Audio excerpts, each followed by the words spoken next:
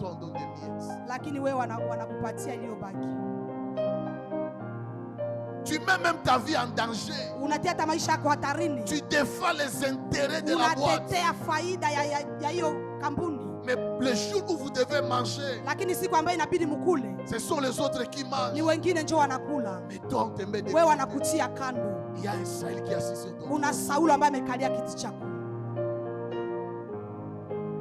Bien-aimé, mpendwa, ce n'est pas parce qu'on a prophétisé sur toi haiko juu alikutabiria que la prophétie doit nécessairement s'accomplir. Ya kwamba unabii uweze kutimilika gisi ilivyotabiriwa. Il y a des choses quand on les prophétise. Kuna vitu wakati wanavitabiri hivi, le monde des ténèbres, ulimwengu wa giza se mobilise, inaweza kuchemuka juu ya kuvuruga na kuchanganya utimilifu wa unabii. Jacob avait prophétisé. Yakobo alitabiri. Il a dit que la royauté sera pour Juda. Itakuwa juu ya Yuda. Mais quand le premier roi est venu, wakati mfalme wa kwanza anakuja, venu de Benjamin. Alitokea Benyamina. Alléluia. Amen. Des fois ce qui t'arrive kila mara ne inayokufikia veut pas dire que les hommes de Dieu n'ont pas l'onction. Haiko kusema watu wa Mungu hawana upako. Ce sont les combats de la destinée. Iko vita ya hatima.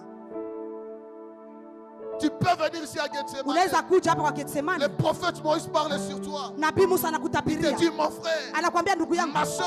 Dada yangu. Dieu me dit ceci. Mungu ananiambia hivi. Dans 2 mois. Ndani ya miezi miwili. Ça va se haya passer. Na itafanyika. Et l'Éternel va t'honorer. Na Bwana ataruhusu. Le prophète a bien vu. Na nabii aliona vizuri. Il a bien entendu. Alisikia vizuri. Mais le jour de l'accomplissement, lakini siku ya utimilifu, il y a un Saül. Kuna Saulo qui vient prendre ta place. Anakuja kuchukua nafasi yako. J'aimerais te dire ceci. Natamani kukwambia hivi. Tout celui qui est assis à ta place, il ne va pas y rester longtemps. Il ne va pas y rester longtemps. Il ne va pas y rester longtemps. Cette femme est là qui dérange ton mari et qui te prive la paix dans ton foyer. J'aimerais te dire ceci. Cette collaboration ne va pas durer longtemps. Ne va pas durer longtemps. Celui qui mange l'argent de ton mari, il ne va pas manger ça pour longtemps. Celui qui mange de sa avantage, il ne va pas manger ces choses longtemps. Celui qui a pris ta place, il ne va pas s'y asseoir longtemps. J'aimerais dire ceci à quelqu'un. Même si Saül est sur le trône, il ne restera pas sur le trône. Même si Saül est sur le trône, il ne restera pas sur le trône. J'aimerais te dire ceci. Le temps de la correction est en train de venir dans ta destinée. Le temps de la correction est en train de venir dans ta destinée. Le temps de la correction est en train de venir dans ta destinée. Si tu me donnes un amen, je te prêche. Si tu me donnes un amen, j'avance. Si tu me donnes un amen, je parle. Dis avec moi, docteur parle. Dis avec moi, docteur parle. Dis avec moi, docteur parle. Dis avec moi, docteur parle.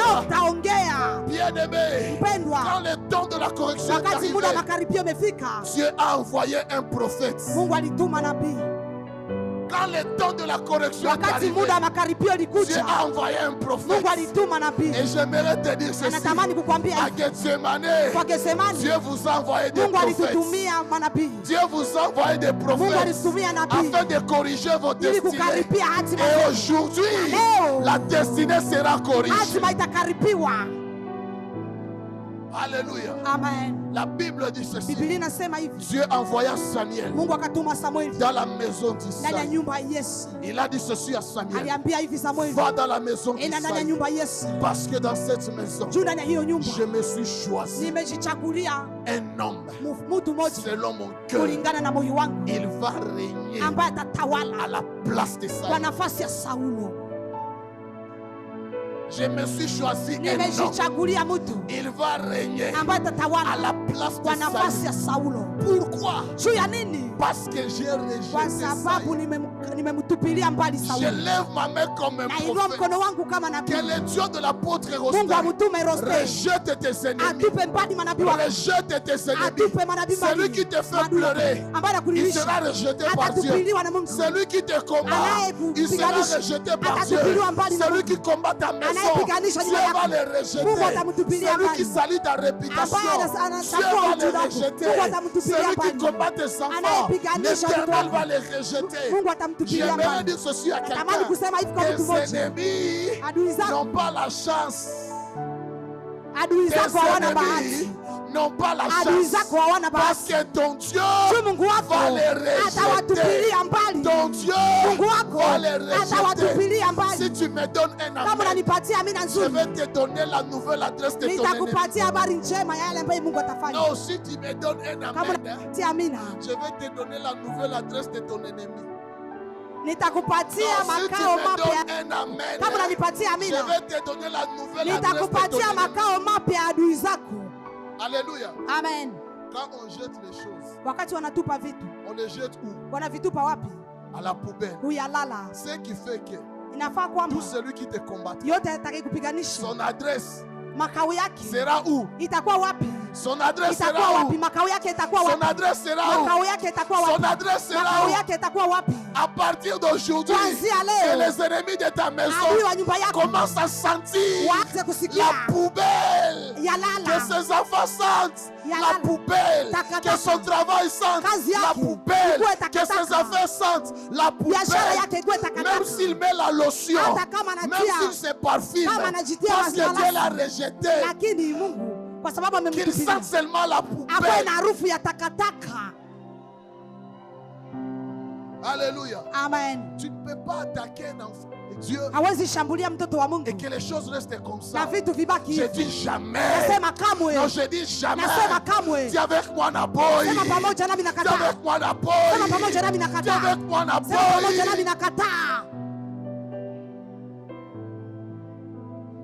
Alléluia. Amen. Et quand Dieu a rejeté ça, il a envoyé un prophète dans la maison d'Israël. Quand le prophète est arrivé, la Bible dit ceci. Il a appelé Isaïe. Il a dit ceci à Isaïe. Sanctifiez-vous. Parce que je vais faire un sacrifice. Alléluia. Amen. Et quand le prophète a fait le sacrifice, il fallait que les rois soient loin ces jours. Le prophète a demandé à Isaïe d'amener tous ses enfants. Et quand les enfants étaient venus, la Bible dit ceci. Quand Eliab s'est approché, Samuel a dit certainement ça doit être lui. Et Dieu lui a dit ce n'est pas lui. Parce que moi l'Éternel, je ne regarde pas les hommes regardent wanadamu wanatazama nje, lakini mimi Bwana natazama moyo. Oh my God. Bien-aimé, les gens qui vont apporter la correction, les gens qui vont apporter la watu watakaoleta makaripio, ce ne sont pas des gens qui intimident. Haiko watu ambao wanatisha kwa muonekano. Ce sont des gens qui sont comme des gens. Ni watu walio kama watu. Ce sont des gens ordinaires. Ni watu wa kawaida. Mais en eux, lakini ndani yao il y a la correction kuna makaripio ya Mungu. Abinadab est venu. Abinadab alikuja. Quand le prophète l'a vu, il a dit ça doit être lui. Le prophète a dit non. Lakini Mungu akasema hapana. Dieu ne l'a pas non plus choisi. Haiko yule ambaye amechaguliwa. Shama est venu. Shama alikuja. On a pensé que c'était lui. Walifikiria kwamba ilikuwa yeye. Mungu akamwambia Samuel, haiko yeye. La Bible dit ceci. Biblia inasema hivi. Tous les 7 fils watoto wote 7 wakapita. Wote walipita mbele ya nabii. Lakini Mungu hakuchagua mtu. Écoutez ceci. Sikia haya. Le prophète regarde Isaïe. Nabii alikuwa ndani ya nyumba Isaia akamwambia. Akaambia hivi Yesu. Depuis que je sers Dieu. Toka ninajua Mungu. Dieu ne m'a jamais menti. Mungu hajawahi kunidanganya. J'aimerais dire ceci à quelqu'un. Nataka niambie hivi mtu. Dieu ne ment jamais. Mungu hadanganye kama. Dieu ne ment jamais. Mungu hawezi danganya. Dieu ne ment jamais. Mungu hawezi danganya. S'il t'a dit qu'il va te kama alikwambia kwamba atakufariji, sache que tu seras consolé. Elewa kwamba utafarijiwa. S'il a dit qu'il va t'honorer, kama alisema kwamba atakuheshimisha, elewa kwamba utaheshimishwa. S'il a dit que tu seras kama alisema kwamba utabarikiwa, elewa kwamba utabarikiwa. Kama alisema kwamba atakutetea, elewa kwamba utatetewa. Dieu ne ment Mungu jamais. hadanganye. Et la Bible dit, na Biblia inasema, le prophète a demandé, nabii akamwambia Yesu, sont cela tous tes fils? hawa ndio watoto wako wote? Isaïe a dit ceci. Yesu akasema hivi, il reste encore un. imebaki moja. Il reste encore un seul. Imebaki mmoja. Il reste encore un seul. Imebaki tena mmoja. Il reste encore un seul. Imebaki mmoja. Le plus jeune. Aliye mdogo. On ne l'a pas invité. Hatukumwalika. Parce qu'on ne faisait pas de cas sur lui. Juu yeye hatukuwa na mhesabia. On ne l'a pas invité. Hatukumwalika. Parce qu'on ne savait pas que ça kwa sababu hatukujua kwamba inaweza kuwa yeye. On l'a pas invité. Hatukumwalika. Parce qu'il n'avait pas kwa la sababu taille. hakukuwa na On hiyo l'a ukubwa. pas invité. Hatukumwalika. Parce qu'il n'est pas kwa fils de la sababu maison. haiko mtoto On wa l'a pas kazi. invité. Hatukumwalika. Parce qu'il n'a pas la kwa sababu carrière. hana hiyo hali. Samuel a dit ceci. Samueli akasema hivi. On ne va pas arrêter cette réunion Hatutakaa hapa tant que cet mpaka yeye mule enfant n'est mtoto. pas encore arrivé. Hatutakaa kama yule mtoto J'aimerais dire hajafika ceci à hapa. quelqu'un. Nataka niambie hivi Il y mtu a des mmoja. choses, Kuna vitu. il y a des réunions Kuna vikao qui ont commencé ambavyo sans toi, vilianza bila mais wewe. qui ne vont pas se Lakini terminer sans havitaisha toi. kama wewe haujakuja. Il y a des Kuna choses vitu qui ont commencé ambavyo sans vilianza bila toi, wewe, mais qui ne lakini vont pas se havitaisha terminer kama sans wewe que tu n'arrives. haujafika. Quand ils ont commencé, Wakati walianza ils t'ont ignoré, walikusahau, mais ils ne savaient lakini pas que hawakujua c'était à ya cause kwamba de ilikuwa kwa toi ajili que la yako. réunion avait Cho commencé. kikao kilianza. J'aimerais dire ceci à Nataka niambie hivi quelqu'un. mtu Il y a mmoja. des personnes en Kuna sérieux. watu mahali hapa Leur fête ambaye sherehe a yao commencé ilianza à leur absence. ambao hawakukua hapo. Ta fête commence Sherehe yako inaanza alors que toi tu es absent. na wewe hauko. Alléluia. Amen. Il y a des gens qui pensent Kuna watu ambao wanafikiria le fait qu'ils ont commencé à être kisi walianza kubarikiwa, toi tu n'entreras pas dans la wewe bénédiction. hautaingia ndani ya baraka. Le fait qu'ils ont commencé une nouvelle Kisi saison, walianza majira mapya, toi tu n'entreras pas dans wewe cette hautaingia saison. ndani ya hiyo majira. J'aimerais te dire ceci. Nataka nikwambie hivi, Dans la vie, ndani ya maisha le plus important, kilicho cha ce thamani n'est pas sana de commencer. haiko kuanza, Le plus important, kia thamani c'est d'entrer aussi iko dedans. kuingia ndani ya kumaliza, haiko kumaliza jambo. Alléluia. Amen. Ce qui est important, Iliyo ya thamani ce n'est pas de commencer la haiko réunion, kuanza kikao, mais le plus important, lakini kilicho cha c'est thamani d'être sana aussi dans la réunion. iko kuwa pia ndani ya kikao. David n'avait pas commencé la réunion, Daudi hakuanza kikao, mais la réunion ne s'était pas terminée sans lakini David. kikao haitaisha bila Daudi. Il y a des bénédictions que toi tu n'as pas Kuna baraka commencé, ambazo wewe haukuanza, mais qui ne vont pas s'arrêter tant que lakini toi ambazo tu ne les touches. hazitaisha kama wewe haujafika. Alléluia. Amen. Et quand David Na arrive, wakati Daudi anakuja, la Bible dit Biblia ceci. inasema hivi, David ne s'était pas présenté. Daudi hakujionesha. Quand le prophète l'avait vu, Wakati nabii ona, Dieu a dit au Mungu prophète, akamwambia nabii, c'est lui, ni yeye, c'est lui, ni yeye, c'est ni lui, yeye, c'est ni lui. yeye. Moi aussi je lève ma Na main mimi comme pia un nainua mkono prophète. wangu kama nabii, J'ai dit c'est toi. nasema ni wewe, J'ai dit c'est toi. nasema ni wewe, J'ai dit c'est nasema toi. ni wewe. J'ai dit c'est Nasema toi. ni wewe. C'est lui qui va corriger. Ambaye Ce n'est atakaribia. pas ton voisin. Haiko jirani J'ai yako. dit c'est toi. Nasema ni wewe. Ce n'est pas ta voisine. Haiko jirani yako. J'ai dit c'est toi. Nasema ni wewe. C'est lui qui va bâtir. Atakayeenda. Ce n'est pas l'autre. Haiko yeye. C'est Ni toi. wewe. J'ai dit bien c'est Nasema toi. ni Je wewe. n'ai pas dit ton voisin. Haiko jirani yako. J'ai dit c'est toi. Nasema ni wewe. Je n'ai pas dit celui qui est derrière Siseme aliye nyuma toi. yako. J'ai dit c'est toi. Nasema ni wewe. Dis avec moi c'est Sema pamoja na moi. mimi. Alléluia. Amen. Alors écoutez ceci. Sikia sasa, Quand David arrive, wakati Daudi anafika, il fallait que la correction s'opère. ilibidi kukue mahusiano. Quand David est arrivé, Wakati Daudi alikuja, il fallait que la correction se fasse. ilibidi kukue mahusiano Pour corriger. juu ya kukaripia.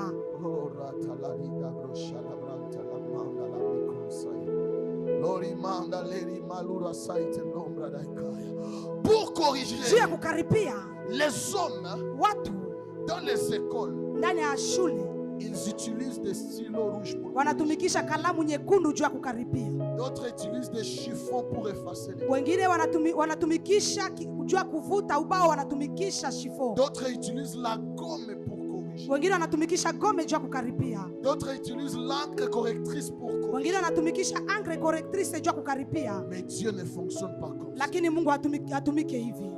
Si les hommes Kama watu utilisent les chiffons, wanatumikisha shifo, utilisent la gomme, wanatumikisha gome, utilisent les stylos, wanatumikisha kalamu, utilisent l'encre wanatumikisha encre pour corriger, juu ya kukaripia, le Dieu d'Israël, Mungu wa le Israeli, Dieu de Gethsemane, Mungu wa Getsemani, le Dieu de Papa Mungu wa Rostel, Baba Roste, il n'utilise pas ces choses. yeye hatumikisha hivyo vitu. Quand Dieu veut Wakati corriger Mungu anataka kukaripia dans une vie, ndani ya maisha, dans une famille, ndani ya jamaa, la chose qu'il utilise, kitu ambacho anatumikisha ça s'appelle l'onction. inaitwa upako. Haleluya. Quand Dieu veut corriger, il ne prend pas de stylo, il ne prend pas de gomme, il ne prend pas de chiffon, il ne prend pas d'encre. Quand Dieu veut corriger, il prend l'huile. Alléluia. Amen. Laisse tes ennemis prendre des chiffons pour t'effacer. Laisse tes ennemis prendre la gomme pour t'effacer. Laisse tes ennemis prendre des stylos pour te corriger. Laisse tes ennemis prendre l'encre pour t'enterrer. Mais le Dieu de Gethsemane akozwa mafuta, akozwa mafuta, loba nanga mafuta.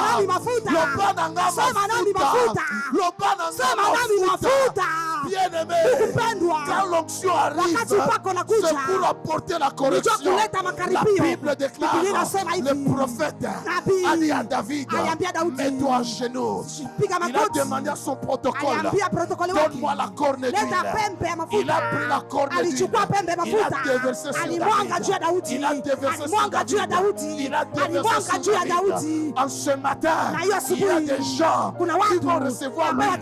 En ce matin, il y a des gens qui vont recevoir l'onction. Je ne sais pas celui qui voulait t'enterrer. Je ne sais pas celui qui voulait t'effacer. Mais l'huile va corriger. Dis avec moi mafuta. Dis avec moi mafuta.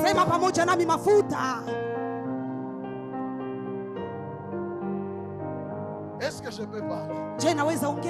Est-ce que je peux parler? Dis avec moi l'onction.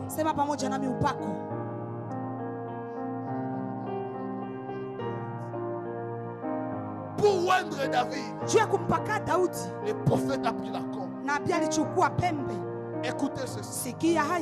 Quand on prend une corde, la corde veut dire ceci. Si vous voyez une corde, cela veut dire ceci. L'animal sur lequel on a tiré cette corde est mort. Alléluia. Amen. Cela veut dire ceci. Quand je reçois l'huile de la corde, je reçois la capacité de maîtriser même la mort. Ce qui fait que quand Dieu veut apporter la correction par l'onction, le premier esprit que Dieu se rassure qu'il ne va pas te battre ni te vaincre, c'est l'esprit de mort. Bien-aimé dans le Seigneur, la personne qui recevra l'huile aujourd'hui, à partir de ce jour, son travail ne mourra pas, ses enfants ne mourront pas, sa maison ne mourra pas, son foyer ne mourra pas, parce que quand l'huile arrive, nous protège contre la mort. Voilà pourquoi, même quand Saïd prenait une flèche et lançait la flèche contre David esquivait, parce que l'huile sur sa tête, c'était sa protection. J'aimerais te dire ceci: tu n'as pas besoin de faire pour être protégé, mais tu as besoin de l'onction.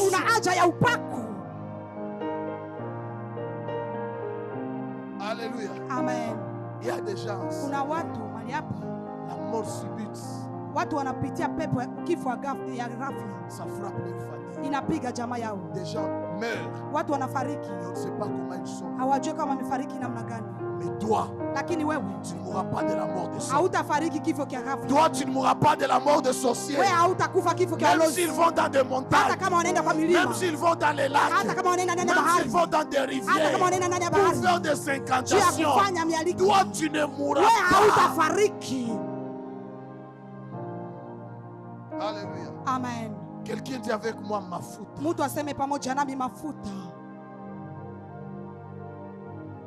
Quand Samuel prend la corde, il dit ceci à David. Quand un animal vient au monde, l'animal vient au monde sans corde.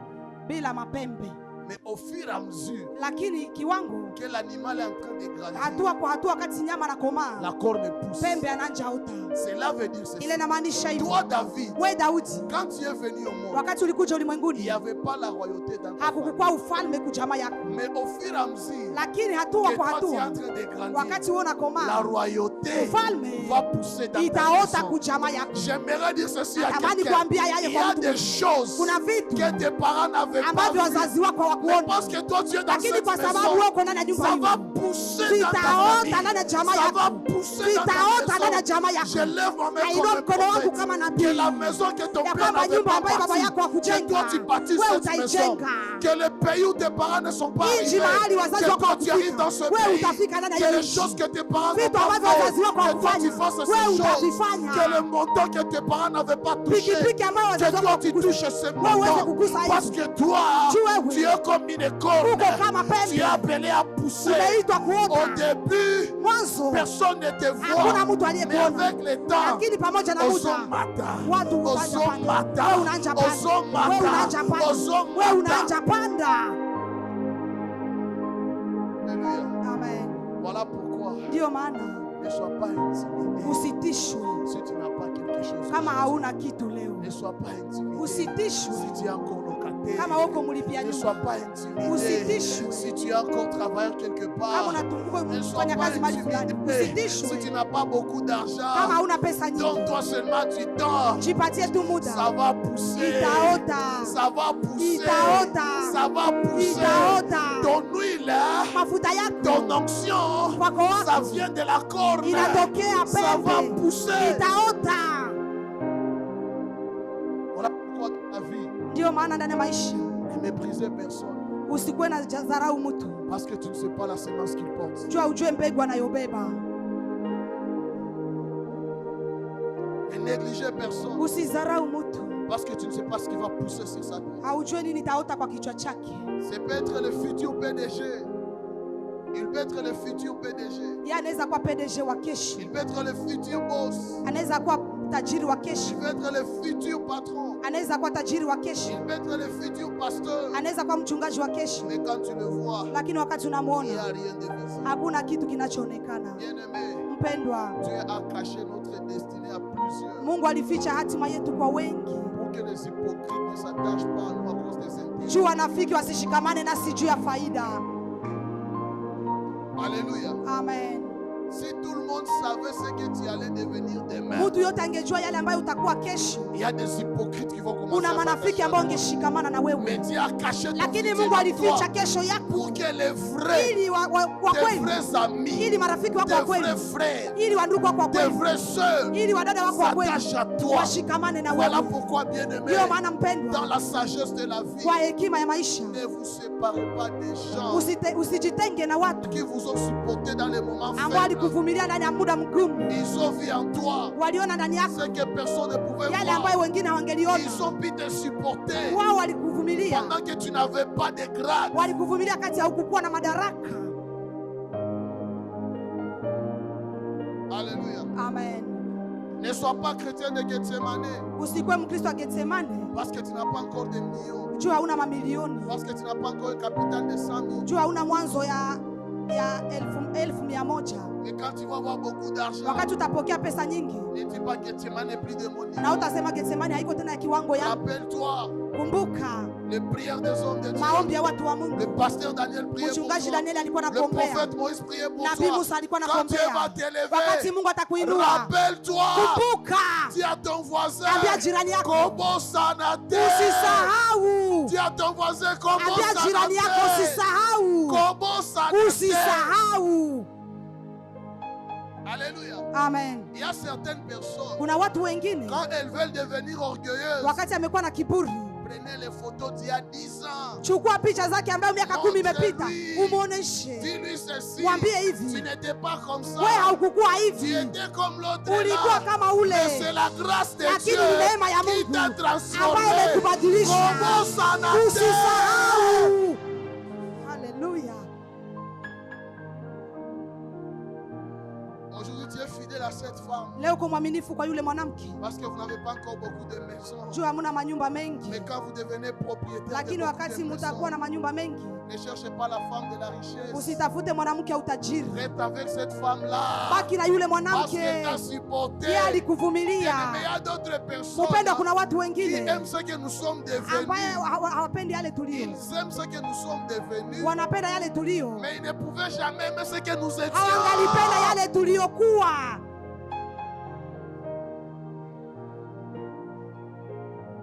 Il faut respecter quelqu'un qui t'a aimé pendant que toi-même tu ne t'aimais pas. Inabidi kumpenda yule aliyekuvumilia na kukupenda wakati haungejipenda hata mwenyewe.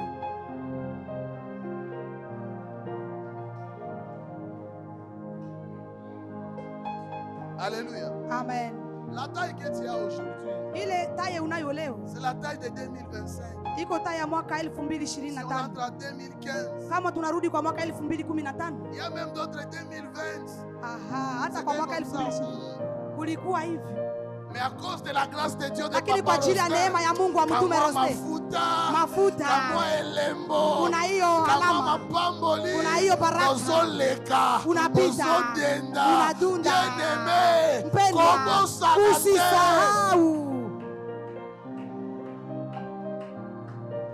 Alléluia. Amen. Quelqu'un dit avec moi l'huile. Mtu aseme pamoja nami mafuta. Quand la correction arrive, wakati makaripio nakuja, le prophète s'arrange nabii anajipanga que l'huile vienne dans la corne. ya kwamba mafuta ikuje ndani ya pembe. La corne, Pembe, c'est un élément de défense.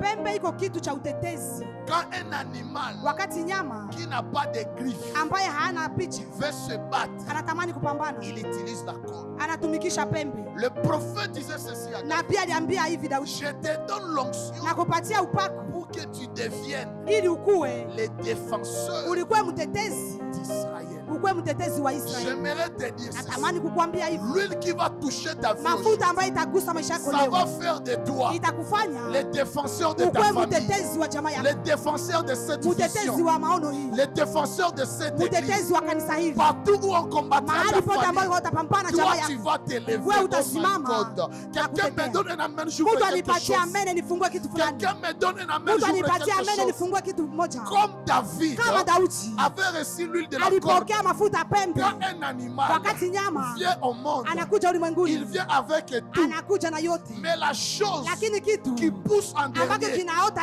kwa c'est la mwisho corde. iko pembe. Voilà pourquoi, Ndio maana quand Goliath s'était wakati levé, Goliath alisimama, l'armée d'Israël jeshi ya Israeli se présentait sur le champ de ilijionyesha bataille. kwa shamba ya Il mapambano. fallait que Ilibidi kwamba celui qui avait reçu apokea l'huile de la corde, mafuta ya pembe ceux qui poussent en dernier, ambayo inaota kwa mwisho, qu'ils viennent aussi en akuje dernier pia kwa sur mwisho le champ de kwa bataille. uwanja wa De la mapambano. même manière, Na donc David ndani ya maisha yako est venu le dernier. ilikuja ya mwisho. David, Daudi il est venu alikuja en dernier alikuja wa sur mwisho le champ de kwa bataille. uwanja wa Là mapambano, où Goliath mahali Goliathi avait terrorisé tout le alikuwa monde. ametesa Le wote. petit David Mtoto Daudi qui avait reçu l'huile de la aliyepokea corde, mafuta ya il pembe s'est élevé alisimama wa sur le mwisho champ de kwa uwanja bataille wa mapambano comme une corne kama et il a pembe, vaincu Goliath. alipera alimshinda J'aimerais Goliathi. dire ceci à Nataka quelqu'un: niambie hivi mtu quel que mmoja, soit le combat haijalishi qui a vita tiré dans ta ambayo famille, imedumu kujamaa toi yako, tu vas t'élever wewe comme la utasimama corne. kama pembe Tu vas mettre fin à na ce utatia combat. mwisho kwa hiyo Tu vas vita, mettre fin à ce utamaliza combat. hiyo vita. Ça peut être une maladie. Toi, tu vas terminer cette maladie. Wewe utamaliza hiyo Ça peut magonjwa, être un problème. inaweza kuwa shida. Toi, tu vas mettre Wewe fin à ce utamaliza problème. hiyo shida. Dis avec moi, j'ai Sema l'huile. pamoja nami nina mafuta. Alléluia. Amen. Le Dieu de la Bible, Mungu wa Biblia c'est un Dieu de correction. ni Mungu wa makaripio, C'est un Dieu de correction. ni Mungu wa makaripio. Quand l'Éternel veut corriger des choses, Wakati Bwana anatamani kukaripia vitu, premièrement, kitu cha kwanza il te protège contre la mort. anakulinda na pepo mauti. Deuxièmement, Kitu cha pili il se rassure anahakikishiwa que ce qui n'était pas dans ta famille ya kwamba yale ambayo ilikuwa kujamaa yako pousse à cause de toi. itaota kwa ajili yako. Troisièmement, Kitu cha tatu il s'arrange anajipanga que tu sois le défenseur de ta ukuwe famille. mtetezi. Alléluia. Amen. Laisse-moi terminer par ici. Acha nimalizie hapa, Donne-moi cette chance. nipatie hicho kiti. Alléluia. Amen. Saul, il avait pris la chaise alichukua kiti de la tribu de Juda. ya kabila la Wayuda. Amen. Amen. Maintenant, pour corriger cela, Sasa jua kukaripia hayo, il fallait que Dieu ilibidi Mungu puisse enlever Saül atoshe Saulo sur la chaise juu ya kiti et qu'il fasse asseoir David. na ikalishe Daudi. Écoutez-moi très bien. Sikia vizuri, Dans le monde spirituel, ndani ya ulimwengu wa kiroho il y a des démons têtus. kuna mapepo ya kiburi, Il y a des esprits têtus. kuna roho za kiburi, Il y a des ennemis têtus. kuna adui wa kiburi. Le prophète a déjà parlé. Nabii ashaongea, Il a déjà appliqué l'onction. ashatia upako, Il te dit que toi, on t'a déjà rejeté. anakwambia wao wamekutupilia, Il faut donner la chaise d'autrui. inabidi kuleta kiti cha mwingine. Mais qu'est-ce qu'ils disent? Lakini wao wanasema nini? On ne va pas laisser la chaise. Hatuwezi acha kiti, On va seulement garder cette chaise. tutalinda hiyo kiti tu. Alors j'aimerais te dire, Sasa natamani kukwambia hivi, celui qui veut garder ta chaise anayetamani kulinda kiti chako ne combat pas cette chaise. hapiganishe hiyo kiti. Non, ne combat pas. Toi ne combat pas cette chaise. Wewe usipiganishe hiyo kiti, Ne viens pas le soulever par force. usikuje ukinyangua na nguvu. S'il ne veut pas se lever, Kama hatamani kusimama, laisse-le sur la chaise. umwache juu ya kiti, Toi viens seulement t'asseoir. wewe kuja ukae tu. Il va te servir de coussin. Ayaya. Alléluia. Amen. Celui qui ne veut pas laisser ta Ambaye chose, hataki kuacha kitu chako, laisse-le cette wewe chaise. umwache juu Toi ya hiyo viens kiti, seulement t'asseoir. wewe ukuje uikae. Il va te servir de coussin. Atakutumikia kama musi. J'aimerais te dire ceci. Natamani kukuambia Celui hivi, qui ne veut pas arrêter ce ambaye qui est à hataki toi, kuacha yale iliyo yako, laisse-le sur la yeye chaise. umwache juu ya S'il kiti. ne veut pas se Kama hataki lever, kusimama, tu vas t'asseoir sur wewe lui. utamuikalia. Voilà pourquoi la Ndio maana Bible Biblia dit, inasema hivi, assieds-toi à ma droite ikaa kwa mkono wangu wa jusqu'à ce kuume que je fasse de tes mpaka ennemis nifanye ton adui zako marchepied. wa Celui qui ne kutembelea. veut pas laisser Ambaye ce hataki qui est à kuacha toi, iliyo yako, soit tu t'assois wewe sur lui, ukae juu ou que yake, tu marches ama sur lui. umtembelee, Soit tu t'assois ama sur lui, unamwikalia, ou que tu marches ama sur lui. unatembea juu yake. Celui qui ne veut pas arrêter Yale ta ambaye hataki bénédiction, kuacha baraka yako, laisse-le. umwache, Tu vas marcher sur lui. utatembea juu Celui qui ne yake. veut pas libérer Ambaye ta hataki place, kuacha, laisse-le. umwache. Tu vas t'asseoir sur lui. utakaa juu yake. Amen. Lève-toi là où tu es. Simama mahali uliko.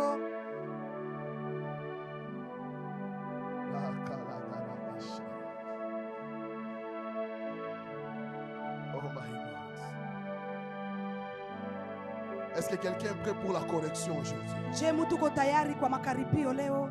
Est-ce qu'il y a quelqu'un scellé, il s'est dit que Je, kuna mtu ambaye anasema, il y a quelqu'un avec qui je partage la bénédiction de kuna ma mtu maison. ambaye inachanganya naye baraka ya nyumba yangu. Il y a quelqu'un avec qui tu partages tes clients. Kuna mtu ambaye unachanganya naye wateja.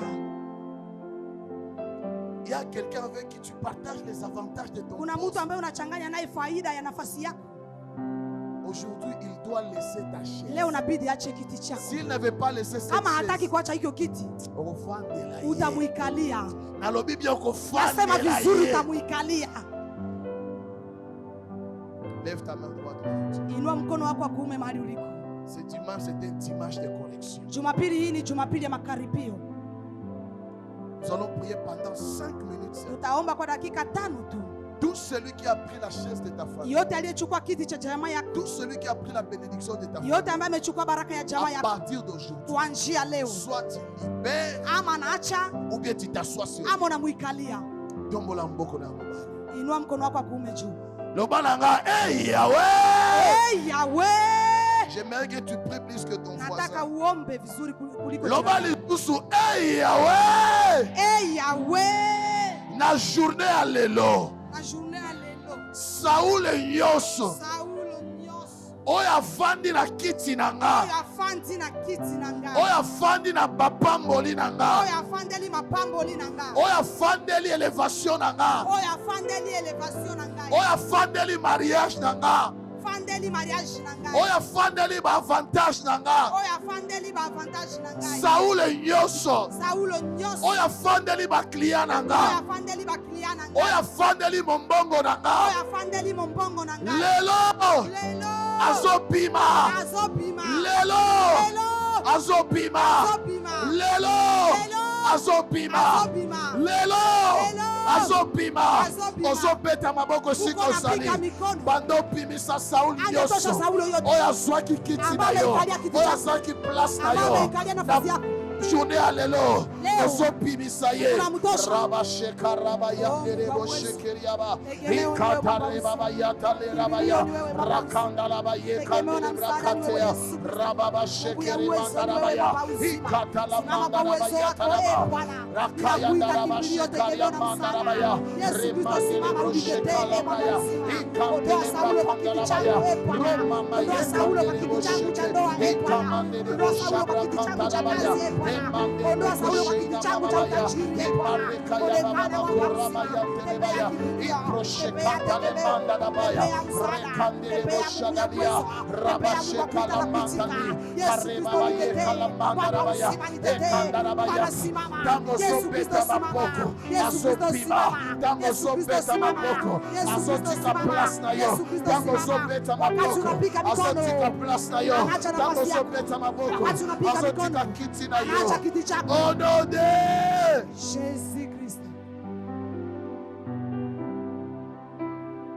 Mets ta main droite sur ta tête. Tia mkono wako wa kuume juu ya kichwa chako. Il faut que la main de l'Éternel puisse te toucher. Inabidi utukufu wa Mungu ikuguse. Tout ce qu'on t'a fait rater. Yale yote ambayo alikufanyia. Tout ce qu'on a fait rater à ta vie. Yale yote ambayo walitia maisha yako. Qui était destiné pour toi. Ambayo ilikuwa imeandaliwa juu yako. Il faut que l'onction de l'Éternel. Inabidi Bwana. Il faut que l'onction de l'Éternel. Inabidi upako ya Bwana. Puisse toucher ta vie. Iweze kugusa maisha yako. Puisse toucher ta vie. Iguse maisha yako. Puisse toucher ta vie. Iweze kugusa maisha yako. Là où tu es, tes yeux sont fermés. Mahali uliko macho yako yamefungwa. Commence à dire à Dieu. Anja kumwambia Mungu. Seigneur. Bwana. Parmi ceux qui vont toucher l'huile. Wale wote ambao watagusa mafuta. Parmi ceux que l'huile va toucher. Kati ya wale ambao mafuta itawagusa. Je veux que ma vie soit sélectionnée. Nataka maisha yangu yachaguliwe. Comme tu as sélectionné David. Kisu ulimchagua Daudi. Comme tu as sélectionné David. Kisu ulimchagua Daudi. Comme tu as sélectionné David. Kisu ulimchagua Daudi. Je veux aussi être sélectionné. Nataka pia nichaguliwe. Commence à prier là où tu es. Anja kuomba mahali uliko. Commence à prier là où tu es. Anja kuomba mahali uliko. Commence à prier là où tu Anja es. kuomba mahali uliko. Commence à prier là où tu Anja es. kuomba mahali uliko. Commence à prier là où tu Anja es. kuomba mahali uliko. Commence à prier là où tu Anja es. kuomba mahali uliko. Commence à prier là où Anja tu es. kuomba mahali uliko. Commence à prier là où Anja tu es. kuomba mahali uliko. Commence à prier là où Anja tu es. kuomba mahali uliko. Rada la bashita la manda la brakanta le yama. Orata la manta libro shalabra kaya baba. Ele canta le yamanda la brasota le. E grantu la mashere baloria manda la braya. Role canta le yamanda la brasuta la baya. Rata la brako shanda la baya gadaria. Rota la mande le brosha libra baya. Remali granta le mande le brosha la baya. Recanta la mande le brosha li granta la baya. Nichague. Mwanga mafuta yako juu yangu. Mwanga mafuta yako juu yangu Bwana. Nichague kati ya wale ambao watachaguliwa asubuhi ya leo. Nipake mafuta kati ya wale ambao watapakaliwa mafuta asubuhi ya leo. Nichague kati ya wale ambao watachaguliwa asubuhi ya leo. Bwana niguse. Mkono wako niguse emu. Mafuta yako juu yangu.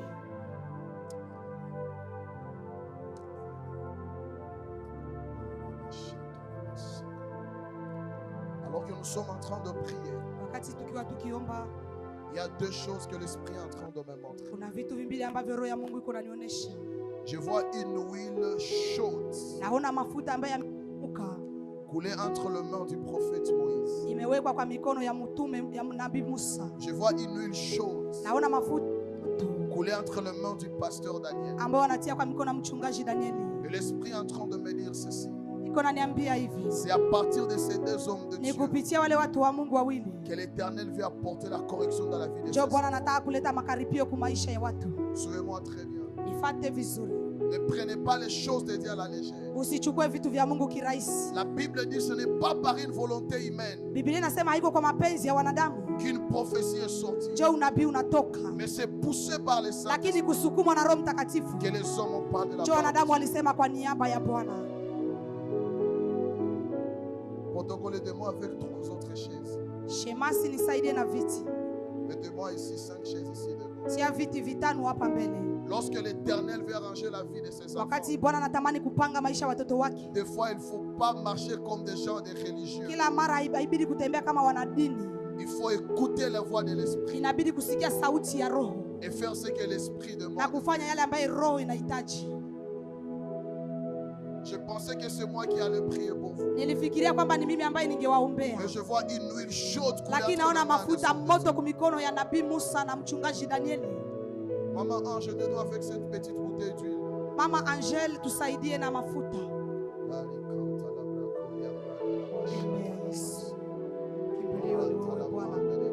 Nous pouvons nous asseoir. Tunaweza keti.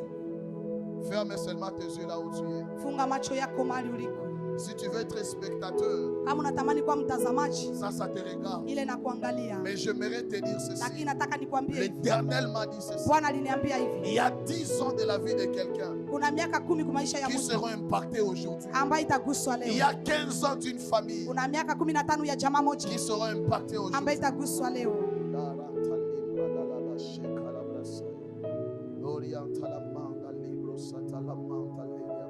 Donnez-lui au pasteur. Pana mafuta kwa mchungaji. Pasteur, vous allez seulement placer de l'huile sur vos mains. Mchungaji, mtatia tu mafuta kwa mikono yenu. Vous allez donner la même huile au prophète. Utapatia pia mafuta kwa nabii. Il va placer la même huile sur ses mains. Atatia pia mafuta kwa mikono yake. Quand nous venons dans la maison de Dieu, Wakati tunakuja nyumbani mwa Mungu, nous venons pour la transformation de Dieu. tunakuja juu ya mabadiliko. Il y a des choses qui ne se font pas tous les jours. Kuna vitu ambavyo vifanyike siku zote, Mais quand Dieu décide de lakini le wakati faire, Mungu anaamua kuyafanya c'est pour changer, impacter ni les juu ya destinées. kubadilisha maisha ya watu. Pendant que je suis en train de parler, Wakati niko ninaongea, je vois 3 familles en ces lieux. naona watu hapa, jamaa tatu 3 hapa, familles en ces jamaa lieux. mahali hapa. Le diable est en train de combattre vos Diabolo enfants. anapiganisha watoto wenu, Et ça se voit dans le domaine des études. na inaonekana ndani ya shamba. L'enfant a bien travaillé l'année Mtoto passée. alitumika mwaka jana Mais vizuri, cette année, vous ne comprenez pas ce qui se lakini hii passe. mwaka hamutaelewa inayopitika. C'est la ruse du diable. Iko Il ujanja veut Diabolo, détourner la vie de cet iko enfant. hila Diabolo anatamani Et kuchanganya à maisha ya cause de mtoto, l'huile de ce lakini matin, kwa ajili ya mafuta ya à siku ya cause leo, de l'onction des kwa hommes ajili ya de Dieu, upako ya watu wa quelque Mungu, chose sera corrigé. kitu fulani itakaribiwa.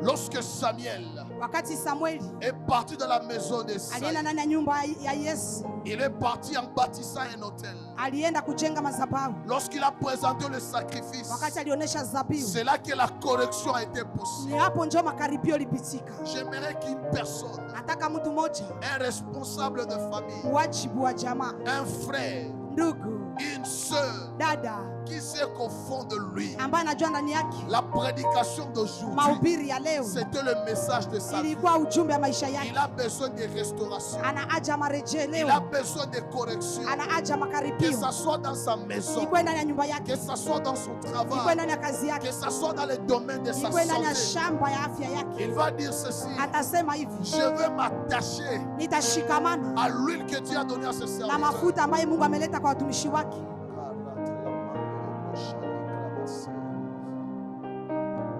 Tu es là. Uko hapo, Tu peux faire une semence aujourd'hui. unaweza fanya mbegu leo, Tu peux faire une semence aujourd'hui. unaweza fanya mbegu leo. Peut-être tu n'as pas là, tu n'es pas venu avec l'argent, Saa zingine ukuja na pesa mais tu peux avoir cet argent à la maison. na unaweza kuwa na hiyo pesa nyumbani, Tu peux avoir cet argent même dans ton téléphone. unaweza kuwa hata na hiyo pesa ndani ya simu Tu yako. vas bénéficier de cette grâce. Utapata faida. Kwa hiyo Tu vas venir t'asseoir sur cette chaise utakuja kukalia hivi viti avec une semence de $20 seulement. na mbegu ya $20. J'ai dit $20 seulement. Nasema $20 tu. Le pasteur Daniel, Mchungaji il Daniel va prier pour toi atakuombea avec l'huile qui est sur ses na mains. mafuta iko Le mikono yake. prophète Moïse, Nabii Musa il va prier pour toi atakuombea avec l'huile qui est sur na tes mains. mafuta yenye iko mikono Peu yake. importe ce qu'on a volé dans ta vie, Haijalishi yale ambayo waliiba kwa à maisha yako, partir d'aujourd'hui, kuanzia leo ça va commencer à revenir. itaanza kurudi Je t'attends ici. na kusubiria hapa mbele. Viens te mettre sur cette Kuja chaise. kukalia hivi viti, Viens te mettre sur cette kuja chaise. kuikalia hivi viti, Viens te mettre sur cette kuja chaise. kuikalia hivi viti. Bien-aimé dans le Ndugu Seigneur, mpendwa katika quand Bwana, l'huile veut parler, wakati mafuta nataka kuongea, quand l'huile veut changer de vie, wakati mafuta natamani kubadilisha quand l'huile mambo, veut changer de wakati destinée, mafuta natamani kubadilisha il ne hatima, faut pas être dans la distraction. haibidi kukuwa ndani ya kusubaye.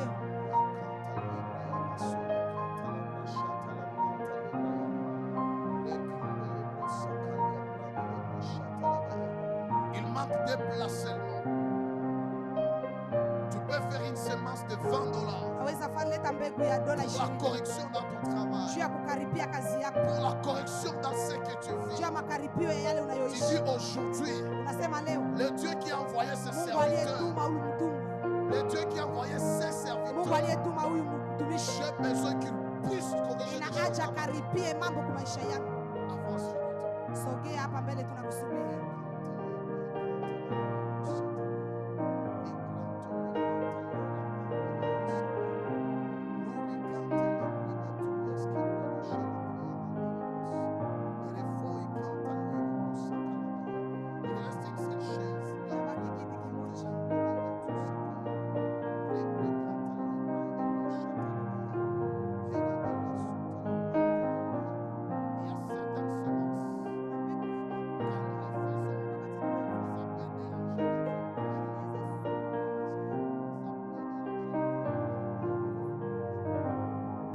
Si tu sens dans ton cœur que tu peux le faire, viens t'asseoir sur cette chaise. Avant que je n'invite le pasteur et le prophète.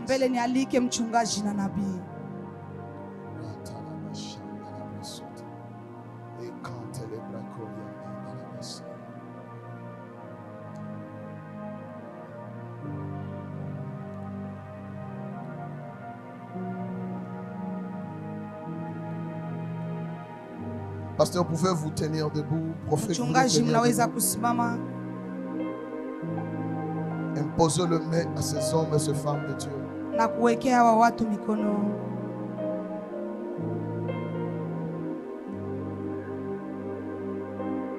Selon l'huile, selon l'onction que Dieu a déposée dans votre vie.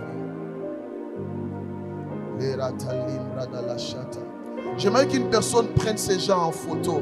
Parce que les choses qui vont commencer à arriver dans leur vie, ça va étonner quiconque le verra.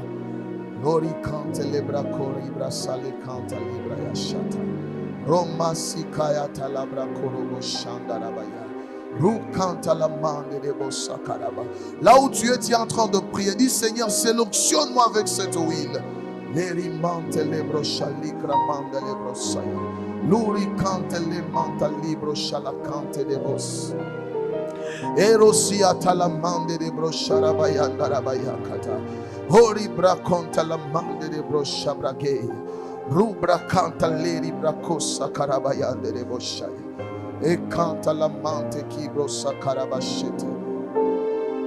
Si on a prié avec vous, vous pouvez rentrer à votre place.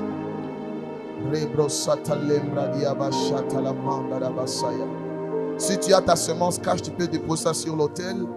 Si tu vas aller prendre ça, tu peux directement partir aller prendre ça. Pour toi, le culte est déjà fini. Maman, que Dieu vous bénisse.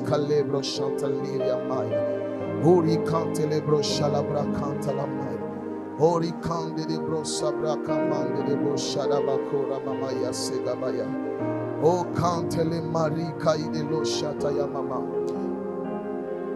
Papa Jésus, est-ce que vous pouvez avancer s'il vous plaît? Lori brateka idelo brasaya brako shataya masaya. Et cantele manda là-bas. Laisse ces chaises là-bas mon frère. Lebro salibra basekaya mande lebro shadia. Et sori mande lebra sheta là-bas. Montez là où je suis papa s'il vous plaît. Lobra canta la mante lebra shea. Maman, je l'avance aussi s'il vous plaît. Bro, kantanama. Avancez maman. Libraj ke avadu sapaeda. Perosh kante limbri vohos kabari mafahidesh kahaba. E sopra kante limbri vahish kavandele moskaperia. E conte limbra malibro faleria matus kabrai kante ne machete. Poris kevanush kavadila sufa i kantana mayore bashita mandigabos. E karabashinda da basaya. Maman, venez de ce côté, s'il vous plaît. Papa, je vais rester là-bas. Oh, rabachete, les mantes, les mayarakote, yabachete. Pendant que Dieu était en train de me parler de Papa Jésus,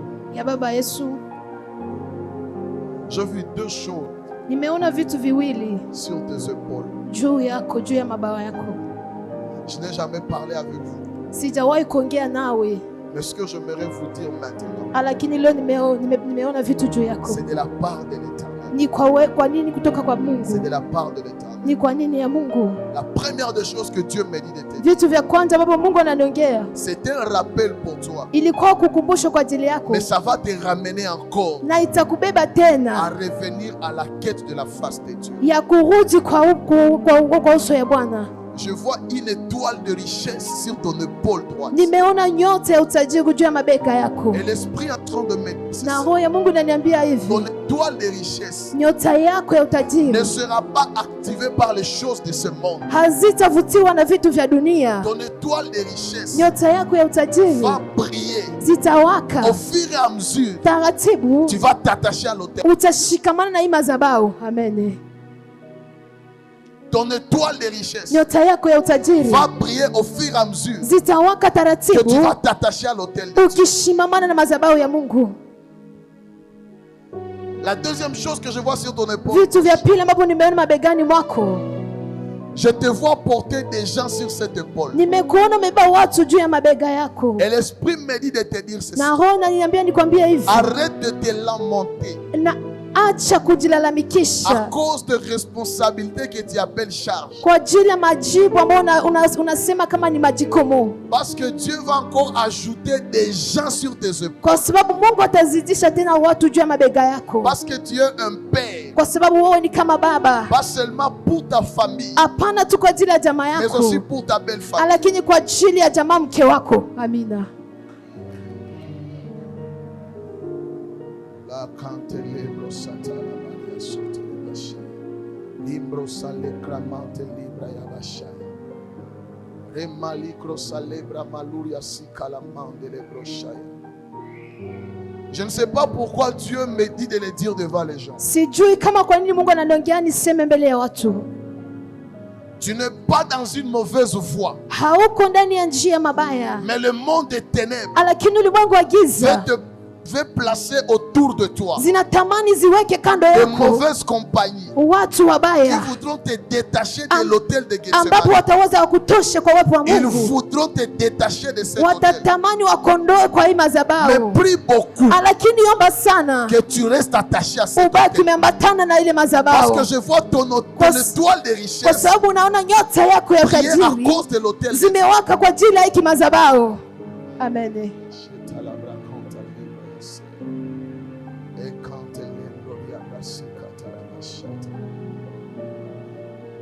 L'Éternel va te donner deux signes. Bwana atakupatia uwezo, L'Éternel va te donner deux signes. Bwana atakupatia vitu, L'Éternel va te donner deux signes. Bwana atakupatia alama mbili. Le premier signe. Alama za kwanza, Le premier signe. alama za kwanza, Il y a un homme de Dieu. kutakuwa mume wa Mungu, Un homme de Dieu, un serviteur de Dieu mtumishi wa Mungu, qui va te bénir avec beaucoup d'argent ambapo utakubariki na pesa nyingi avant le sana. mois d'avril. Kwa mwezi ya tatu Il va te bénir avec beaucoup d'argent. atakubariki na pesa nyingi. Le même travail, Ile kazi le même, c'est comme des coups de main ni kama kusapotiwa que tu fais pour lui. ambapo unafanya kwa ajili Mais c'est yake, comme s'il ne te paye pas ni convenablement. kama hakulipe kama gisi unapenda, Mais avant le mois d'avril, lakini mbele mwezi ya il va ile te faire du bien financièrement. Et tu vas te rappeler que Dieu avait parlé sur toi. na utakumbuka kwamba Mungu aliongea Mais maneno haya, n'oublie pas lakini usisahau que tu es un père ya kwamba Mungu pour ta maison. Mungu anakuja juu ya jamaa ya nyumba Tu es yako. un père pour ta Uko maison. baba juu ya nyumba Et tu es yako, un père pour ta belle famille. na uko baba juu ya jamaa yako ya wakwe. Que Dieu te bénisse. Mungu akubariki. Pourquoi j'appelle maman Angèle? Kwa nini namuita mama Angel? Je la voyais se tenir devant la porte de Nilikuwa l'église. nikimwona akisimama kwa mlango wa kanisa Et 4 motards passaient. na watembeza pikipiki ine wakipita Et ils lancent de l'eau. na wanamumwangia maji De l'eau. maji, Et dans cette eau-là, na ndani ya hiyo maji il y a des herbes vertes. kulikuwa majani mabichi Des herbes qui ont la couleur verte. majani ya rangi ya kijani, Et cette eau avait une couleur na verte. hiyo maji pia ilikuwa na rangi ya On a kijani, déversé ça sur la servante na de Dieu. walimwanga juu ya mjakazi wa Mungu. Et quand elle a tourné comme ça, Na vers wakati l'église, aligeuka hivi, les gens ont commencé à crier. watu walianza lalamika, L'Éternel est en train de me dire na Bwana iko naniambia que l'église puisse lever ya sa kwamba main kanisa inue mkono wake vers la servante de kwa l'Éternel. mjakazi wa Bwana, Parce que l'Éternel veut la protéger. juu Bwana anataka mulinde, L'Éternel veut la protéger Bwana anataka mulinde d'une maladie na magonjwa qui voulait toucher sa maison. ambayo ilitamani kugusa nyumba yake. Aujourd'hui, l'Éternel est en train de corriger des Leo choses. Bwana iko na karipia mambo. Maman, est-ce que vous vous mettre à genoux devant le Seigneur? Mama, unaweza piga magoti mbele ya Bwana. On va lever nos mains là où nous sommes. Lève ta main là où tu es. Commence à prier que l'Éternel protège sa servante. Anja kuomba kwamba Bwana alinde mjakazi wake. À cause de ce qu'elle fait dans la maison de Dieu. Kwa ajili ya yale ambayo anafanya ndani ya nyumba ya Bwana. À cause de son dévouement dans le temple de Dieu. Kwa ajili ya kazi yake ndani ya hekalu la Bwana. Que l'Éternel protège sa servante. Bwana alinde mjakazi wake. Commence à prier pour la servante Anza de kuomba Dieu. kwa ajili ya mjakazi. Pasteur Daniel. Mchungaji Danieli. Prophète Moïse. Nabii Musa. Venez prier que Dieu protège cette Mukuje servante. kuomba ya kwamba Mungu alinde mjakazi Elle est wake. une bénédiction pour Yeye Gethsemane. ni baraka juu ya Getsemani. Aucune maladie ne touchera son Hakuna mari. magonjwa itagusa mume wake. Aucune maladie n'entrera dans sa Hakuna maison. magonjwa itaingia ndani ya nyumba yake. Aucune crise n'entrera dans sa Hakuna maison. ukiwa ambayo itaingia ndani ya nyumba yake. L'okra de bracheli granta limbra ide lo shata la branconte leba. E kante limbra ba ya kanta la bashaya. On va laisser les hommes de Dieu prier pour eux. Tutaacha watu wa Mungu wamuombe. J'aimerais prier pour une deuxième catégorie de choses. Nitaka niombe hali mbili ya watu. Tu peux faire une semence de $10. Unaweza fanya mbegu ya $10. Viens aussi t'asseoir sur cette chaise. Wewe pia kuja kukalia viti hivi. Tu peux avoir une semence de $10. Unaweza kuwa na mbegu ya $10. Tu peux même aller prendre ça à la maison. Unapasha hata kuichukua nyumbani. Venez vous mettre sur cette chaise. Kuja kuikalia hivi viti. Ne ratez pas la grâce d'aujourd'hui. Usikose neema ya leo. Ça ne va pas rentrer d'autres jours. Haitarudi siku Si nyingine. ça vient pour aujourd'hui, Kama imekuja leo. venez corriger les choses dans Kuja votre famille. kukaribia vitu vya maisha yako.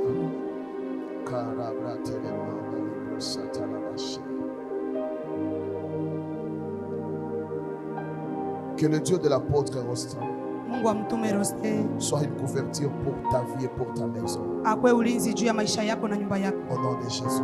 Kwa jina la Que Yesu. Dieu vous bénisse, maman. Mungu akubariki mama. Est-ce qu'on peut acclamer le Seigneur pour cette protection? Je, tunaweza shangilia Bwana kwa ajili ya hiyo sehemu. J'étais en train de dire ceci. Nilikuwa nikisema hivi, Vous pouvez avoir une semence de $10 unaweza kuwa na mbegu ya $10 ou bien même de 20 000 francs. hata ya 20,000 francs. Venez vous mettre sur cette chaise Kuja kuikalia hivi viti et profitez de cette huile qui se trouve entre les mains des hommes na de Dieu. kupata nafasi kwa hii mafuta yenye iko kumikono ya watu wa Mungu. Et c'est par là que nous allons terminer. Na ni hapo ndio tutamalizia. Les cantelebres chalibra kosata. Et les crado salibra ya chandala brasuda cantelebra shaya. Les cantelebres chalibra setelebra de la. Je vous attends aussi. Na wasubiria pia.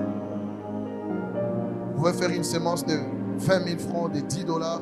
Unaweza faa mbegu ya $10 ama 20,000 ya pesa kikongomani. Tu peux le faire pour le bien de ton travail, Unaweza ifanya juu ya uzuri wa kazi yako, pour ta maison, juu ya nyumba yako, pour tes enfants, juu ya watoto wako, même pour ton ministère. hata juu ya huduma yako. Viens te mettre sur cette chaise. Kuja kuikalia hivi viti. Amen. Amen.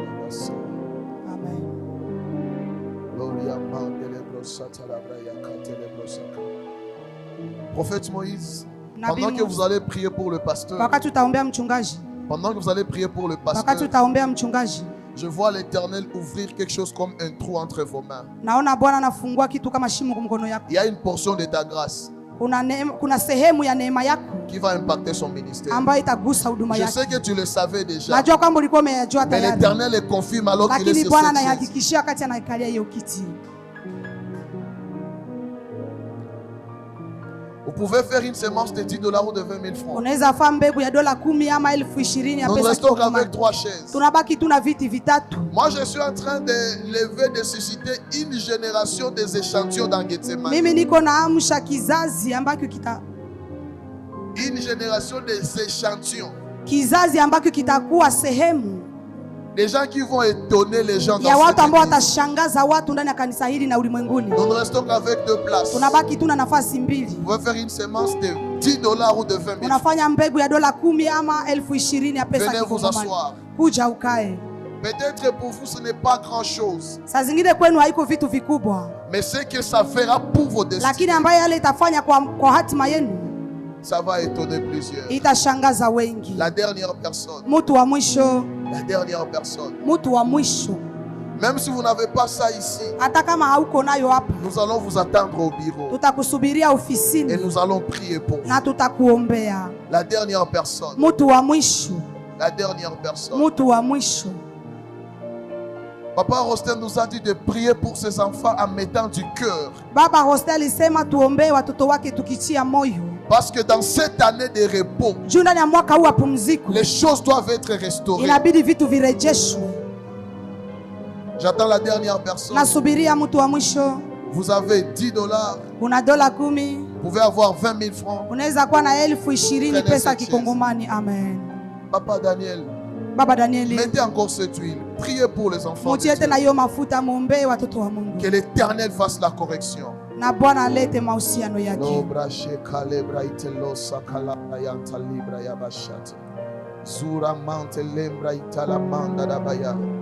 Maman Patrick.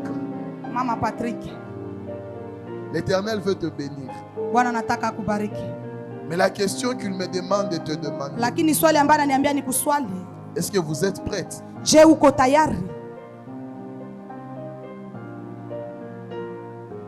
Il y a des choses que Dieu veut corriger dans ta vie financière. Kuna vitu ambavyo Mungu anataka karipia ndani ya maisha yako ya kipesa. Mais ce qui étonne même les anges. Lakini ambayo inashangaza hata malaika.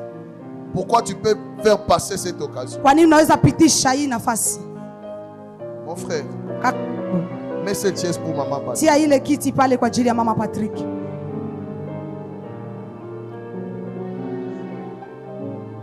Lobra canteleria mandolo brochatale. Efrai cante libro sapraite lonte limbra ya brakota ya basheki. Uria se cante lembro shalevai de los saparia mandolosh. Ekoria manta libro zagadia mante lebro shatalabasaka. Rakatele mande de boshatalera bakosi talabaya. Mokrasia tele mambro shekevri de le mazubra hashkeva. L'église, on peut se tenir debout, s'il vous plaît.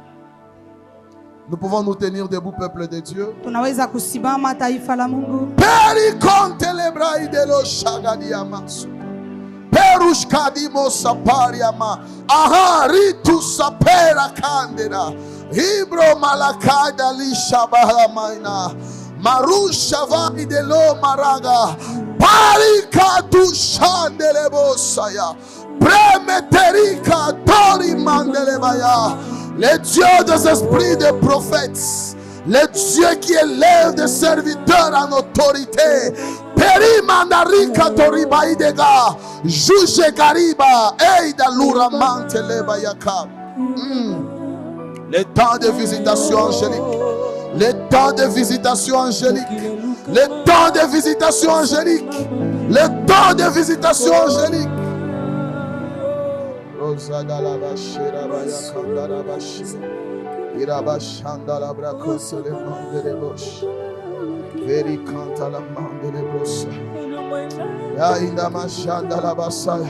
Homme de Dieu, le ciel à partir d'aujourd'hui, il sera ouvert pour toi. Écoute la voix de Dieu sur toi. Arrête de pleurer à cause de ce combat. Arrête de pleurer à cause de ce moment. Ça va passer et Dieu va se lever et tu seras encore confirmé.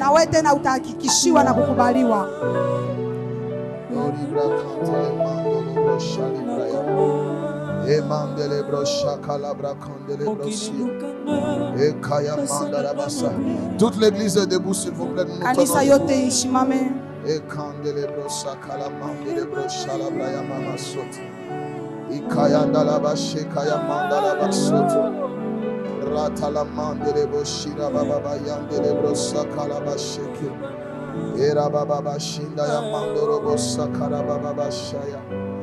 La crante le mando lo brosika ya mande le broshaya. Rekate ye boshinda la baba seke. Le crante le broshata la mande le bros. Era baba shinda la basete le baba yatalama. Abandonne-moi votre main. Seigneur, tu m'as dit de parler sur cette femme à cause de sa vie financière. Père, que tous ceux qui lui doivent de l'argent, que tous ceux qui lui doivent des opportunités d'affaires, que tous ceux qui lui doivent des services, pendant que nous commençons une nouvelle semaine, Père, qu'une nouvelle bénédiction financière entre dans sa vie, que ce matin touche ta bénédiction et qu'elle croie et qu'elle voie qu'un prophète a parlé sur elle. Au nom de Jésus. Lève ta main droite là où tu es.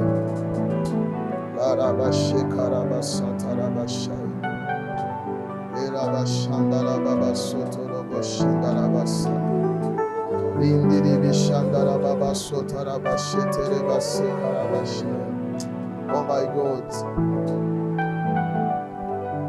Il y a une voix qui est en train de parler à mon esprit.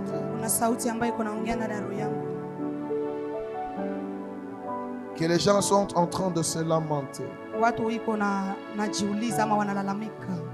Et moi qui n'ai que je peux trouver 10 000 francs. Je peux trouver 5 000 francs. Mais j'aimerais que l'huile d'aujourd'hui, que les hommes de Dieu puissent poser leurs mains sur ma tête. Je n'aimerais pas mettre des limites à la grâce de Dieu. Parce que nous ne vendons pas la bénédiction. Mais nous impactons seulement la vie des enfants de Dieu. Voilà pourquoi j'aimerais que nous le fassions très vite pour gagner du temps. Vous pouvez avoir une semence de 10 000 francs, de 5 000 francs. Venez vous mettre très vite sur cette chaise.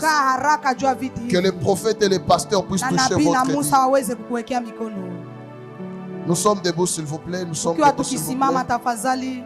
Lève ta main droite là où tu es. Dis avec moi, Seigneur Jésus.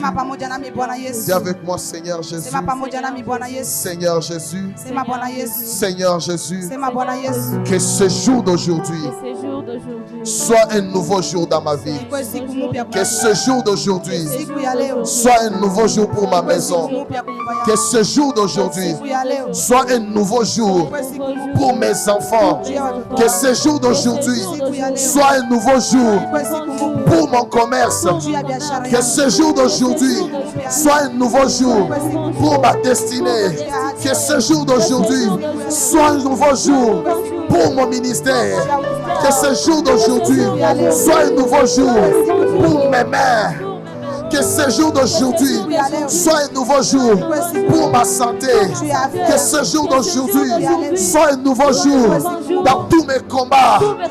Que ce jour d'aujourd'hui soit un nouveau jour où la victoire entre dans ma maison. Où la victoire entre dans mes affaires. Où la guérison entre dans ma santé. Où la restauration entre dans ma vie. Où la transformation entre dans ma vie. Que ce jour d'aujourd'hui soit un nouveau jour pour les rêves de ma vie. Rata limbro bayaka labra candelebrosh. Lere kata libra yanda labra korabaya. Rekandelebro shakalibraya. Roma katelebro shekaliabraya. Uraba yandelebro shakalabrayata. Ropa iketelebro shantalemaya. Romandelebo shikantalabaya. Rebate kelebro shekayaba. Rute kandelebro shikandalaba. Lo soproshinda la prima maya. Elebra koria mandelebro shabaya. Revalese ikantelemaya gaba. Jevre calibro shekanda.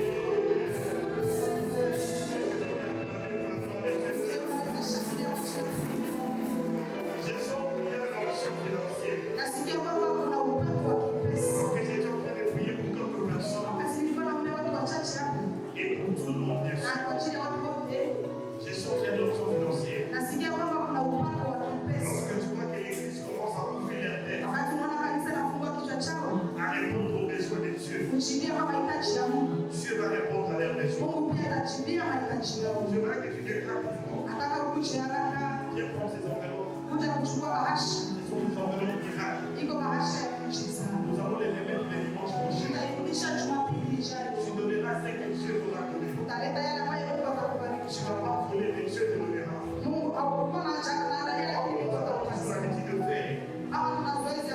Nous organisons. Les enveloppes miracles. Aujourd'hui, ça va te manger. Les autres miracles na finale. Les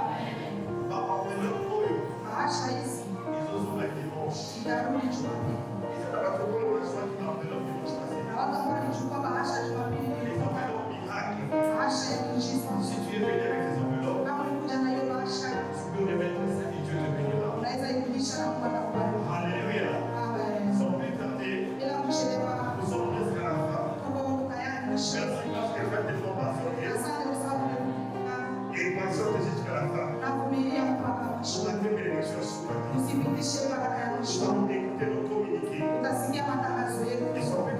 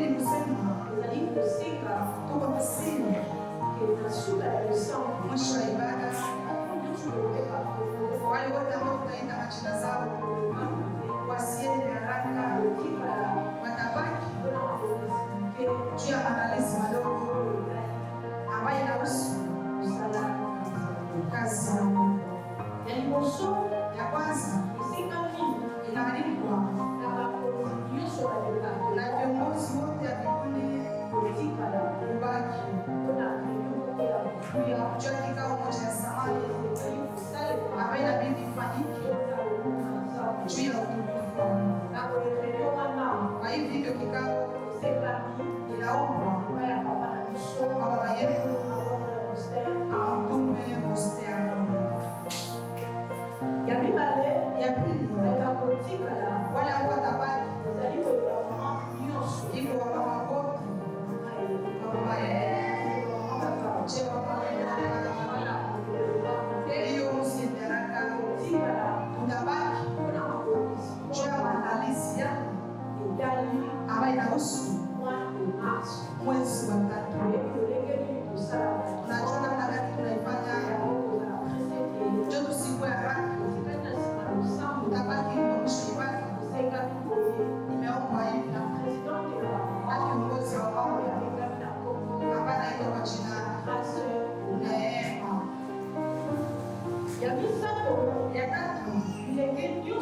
vijana wote akamati yao mzimu wamealikwa pia kubaki nyuma ya ibada juu ya maandalizi yao.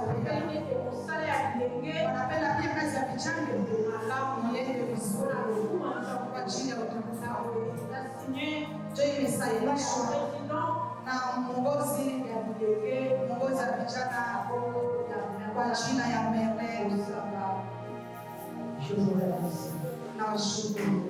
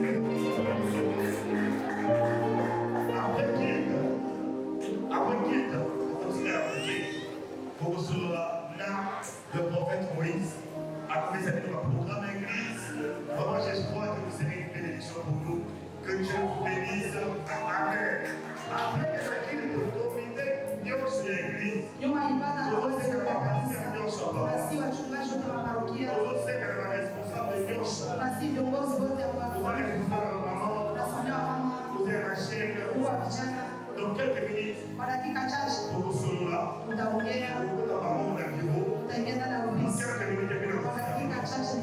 et Dieu vous bénira. Voilà les instructions il est que Dieu nous bénisse.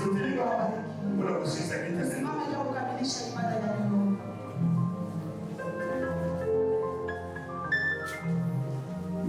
Oui, pour le programme à semaine, semaine pour les gens ordinaires, nous allons aller dans les somatina jusqu'au vendredi.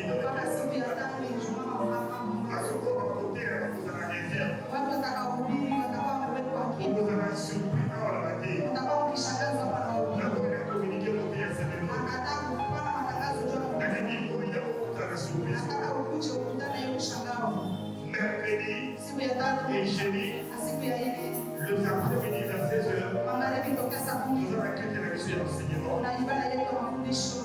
Et le vendredi, ils accueillent la mission d'enseignement. Le après-midi, nous allons arrêter la vendredi.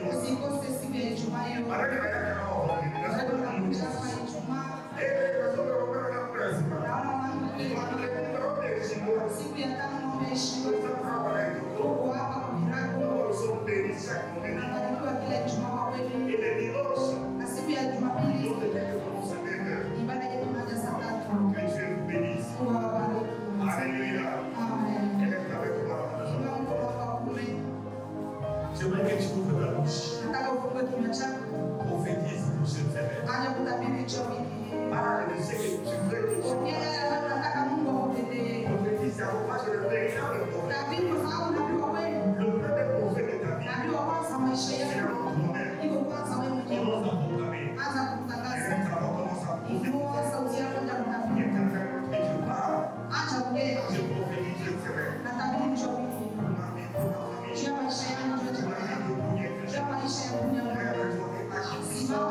Et quand je parle, je prophétise cette semaine.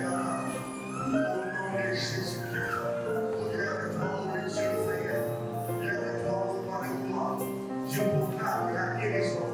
Je proclame l'abondance dans la vie de tes enfants. Je prophétise la semaine. Ça sera une semaine des opportunités. Au nom puissant de Jésus-Christ. Alléluia. Alléluia. Au nom de Jésus. Amen. Il y a quelque chose que j'ai oublié qui est très important. Écoutez-moi très bien. Est-ce que vous voyez que j'ai la mission à l'église pour nous? La milice au fond de la mission. Et ça la force, il y a soutien à prière. Arrêtez ça la besoin de ça. Arrêtez ça comme on est là. Arrêtez ça comme on est là. On est à cette église à mission là. Nous allons à Soudan. Atterrez dans les filles. Maintenant, on va se couper à la mission. Et ça veut dire qu'on va les adapter à l'autre. Il y a des gens qui vont appeler, ils sont décédés déjà en moi. C'est pas le problème. La dimanche, quand on se retrouve, il faut que ça aille au monde. Nous allons prier pour notre pays. Et puis prier pour nos soldats. Et soutenir nos états spirituels. Et aussi dans les tâches d'avenir. Écoutez-moi très bien. Só que essa desculpa ele se merece. Então preparei que eu sou bom usando. E não sou eu já. Tu pega o souvenir do soldado. O dia dele tem pouca cidade.